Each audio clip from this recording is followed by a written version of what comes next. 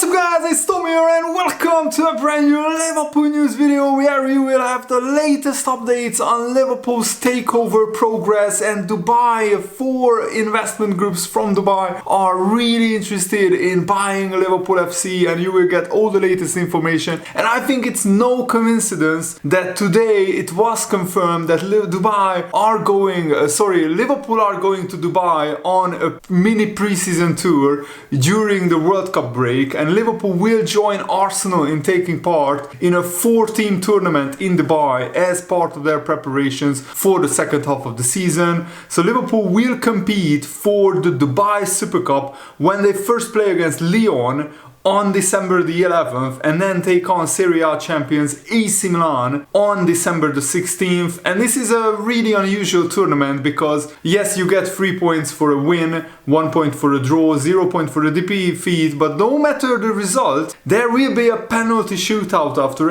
every game. And the winner of the penalty shootout gets an additional 1 point. So you could get a maximum of 4 points in theory if you win the game and then you win the penalty shootout. Liverpool will not face Arsenal during the competition and games will be taking place at the 15,000 capacity Al Maktoum Stadium, and it will be shown live on LFC TV. So if you have an LFC TV subscription, you can watch the games. Of course, Liverpool players who are in the World Cup will not be involved there, but only 7 players go to Qatar for the World Cup. And AC Milan also have only 7 players going to the World Cup. And the Express newspaper is reporting that in different investment groups are interested in buying Liverpool Football Club from the Middle East and especially Dubai. And Dubai International Capital are set to reignite their interest in buying the football club. And the current ruler of Dubai, Sheikh Mohammed bin Rashid Al Maktoum, is a huge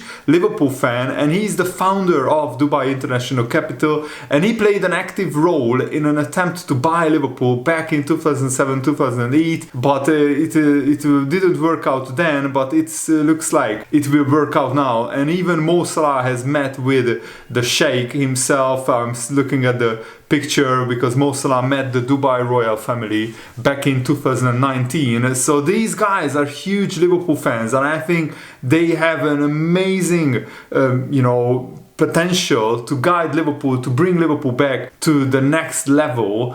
And I think with their money, Liverpool could become even more successful. And part of FSG's challenge is finding a buyer who could meet their asking price, which is around between 4 and 4.5 billion pounds. But Dubai has incredible amounts of money. Sheikh Mohammed is the 7th richest monarch in the world with an estimated personal fortune of 12.2 billion pounds. But he might have to spend about a third of that to buy Liverpool. And it became clear even in 2007-2008 during their failed takeover of Liverpool FC that him and his son are both huge Liverpool fans. And the Crown Prince of Dubai, Sheikh Hamdan bin Mohammed, met Mo Salah in 2019 and the entire Liverpool squad. So I think during the pre-season tour in Dubai, we could also meet with the Dubai royal family and they could potentially talk to Jurgen Klopp and to the Liverpool squad on how they feel about a potential Dubai takeover. Of course, I'm just speculating here, but it's I think no coincidence, or it's too much of a coincidence that Liverpool are going to Dubai when Dubai are very interested in taking over Liverpool FC. And the Crown Prince presented Salah with the Outstanding Arab Athlete Award with the Crown Prince of Dubai posting this on his Instagram. Today we honor the host of exceptional local, regional and international sports figures as part of this award, Creative Sports Award. We wish them continued success, and I think them being Liverpool fans, they would want what's best for Liverpool and they would want Liverpool to win as many trophies and titles as possible, and that's what we all want. An economic downturn in Dubai during their first takeover attempt led led to the Al Maktoums pulling out of talks with Tom Hicks and George Gillett, the owners back then, but it appears that they could be tempted back into the fold, according to the Express newspaper. Probably Liverpool already organized this pre-season tour before the takeover talks started, but being in the same country will unlikely hurt the chances of FSG and the Dubai royal family holding talks.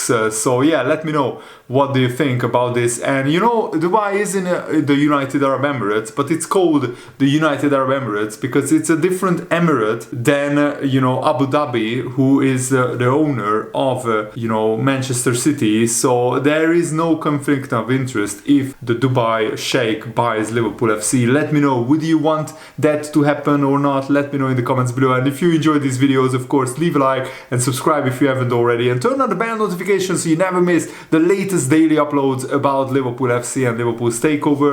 And the news outlet Arabian Business claimed that the Dubai International Capital Investment Group could be eyeing up a bid they had been previously interested in 2007. And of course there are other interested parties. Of course we already talked about the Indian businessman who is Ahmani, who is really interested. I made a detailed video on him and on everything that you need to know about him in yesterday's episode. So if you haven't already, make sure to watch that and check it out. And of course, businessmen from USA are also interested in buying Liverpool FC. So at least there are 4 investment groups who are interested in buying Liverpool. Samir Al-Ansari, the founding chairman of Dubai's sovereign wealth fund, opened up about the offer during an interview with Arabian Business, the news outlet that is breaking the news that Dubai International Capital are interested in taking over Liverpool. In 2014,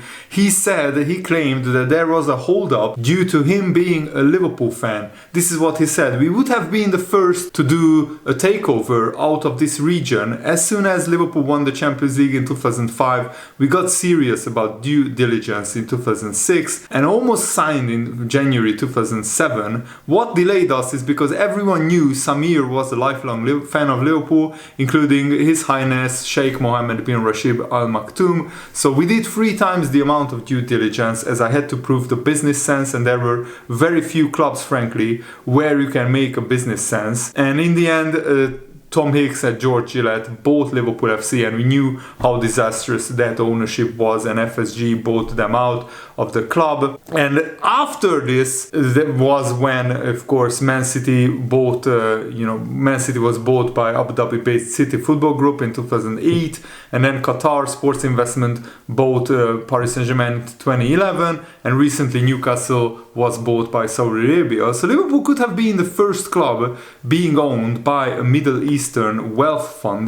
So that's very interesting that we were actually very close already once to being taken over by a Dubai investment fund. And the football finance expert Stefan Szymanski has explained what kind of bidders Liverpool could expect. And we talked about the Middle East, we talked about India, we talked about USA as the potential residence of the new owners of Liverpool FC. But the other option, he says, is someone in the Far East. Liverpool is such a big name in East Asia, and there are billionaire Indonesians, Malaysians, Singaporeans. It would certainly sell well in that part of the world. It would be reasonable to think there would be a lot of interest, and there are a lot of Liverpool fans in those countries. Actually, I think from Malaysia I get like my 4th or 5th highest number of viewers. Of course, the most are from the United Kingdom and the USA. Hi guys. But we get a lot of viewers from Malaysia and Indonesia and Singapore, because Liverpool FC is huge in those countries. So if you are watching from any of those countries, hi, and let me know in the comments below which country are you watching from. I would love to know. And Matt Slater wrote this in The Athletic: if Abu Dhabi has Man City, would Dubai like to have Liverpool? They tried in 2008, and there have been less formal approaches from the Emirates since then too, which has gone nowhere. According to a source in football's acquisition space, 4 different Dubai-based groups have already already been in touch with him to talk about putting a bid together. Basically, they talked to the Emirate about, you know, joining forces and trying to get a bid together to try Liverpool FC. So we shall wait and see how that develops and progresses as time goes on and time moves forward. And also James Pearce provided an update on the injury situation or the recovery of the likes of Luis Diaz, Joao Matip, Naby Keita and Diogo Jota. So there are a lot of reasons why Jurgen Klopp believes Liverpool will be a different proposition in the second half of the season. With just 7 members of the Liverpool squad off to the World Cup, many of the club's star names will get a 3-week break before next month's winter training camp in Dubai. Plenty of rest, and then Jurgen Klopp's second pre-season begins. By then, Luis Diaz, Joao Matip and Naby Keita should be fully fit and raring to go. Diogo Jota has a more serious injury, so he will join Liverpool back in late January or February. That's very concerning that Jota will miss the late December and January period, and he will be back at the end of January or February. But getting Luis Diaz back, Joao Matip and Naby Keita could be exactly the kind of boost that Liverpool wants and needs for the second half of the season, and we really need to push hard because there are a lot of clubs trying to finish in the top 4. I think at this moment it looks like Arsenal and Man City will be finishing in the top 2 in whatever order, and I actually hope Arsenal win the title because it would be better for football, and then Man City winning another title. That would be just make the Premier League so boring that Man City win the title 4 years in 5 seasons, 4 out of 5. That would be just really bad. And also you know, Chelsea, Man United, Tottenham, Newcastle United and Liverpool are all fighting for basically 2 spots. And I think Brighton actually has an outside chance because they are doing really well this season so far. So it's anybody's at the moment, the other 2 places in the top 4. At the moment, if I had to guess, I would say probably Liverpool and maybe Tottenham will make it, but Man United, Newcastle are also have a good chance. And very good news, highly rated Liverpool youngster Ben Doak has signed his first professional contract with Liverpool FC, which is absolutely brilliant. He is 17 years old now, so he's eligible to sign a new professional contract, and he made some really good cameos for Liverpool lately. Against Derby County in the League Cup, Ben Doak came on and he was absolutely brilliant and electric. And also he registered the most attempted dribbles and the second highest completion rate of dribbles during the game, despite only coming on for 16 minutes. That's actually very impressive. And he was just signed for £600,000, which is peanuts when it comes to transfer fees at Liverpool. And Ben Doak could become another Harvey Elliott who could become world class. And I'm really hoping that Ben Doak will get even more playing time in the second half of the season. But the most important thing is he gradually grows physically and mentally, and he develops. And let's see how he performs for the Liverpool under-21s. I'm following them as well, and let's wait and see what happens. But Ben Doak could be definitely a big star in the future for Liverpool FC. And thanks for watching, guys. I really hope you guys enjoyed this video. I had a lot of fun making it. Have a nice day. See you later. Goodbye.